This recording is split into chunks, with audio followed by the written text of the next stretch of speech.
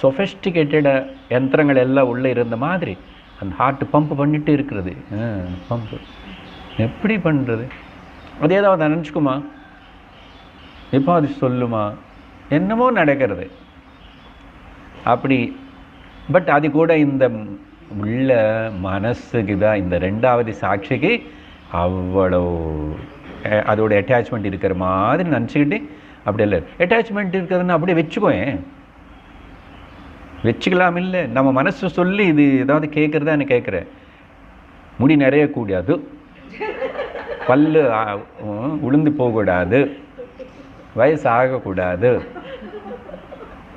இந்த மனசு சங்கல்பத்தினால நீங்கள் எல்லாம் அது பண்ணலாம். இதெல்லாம் சும்மா.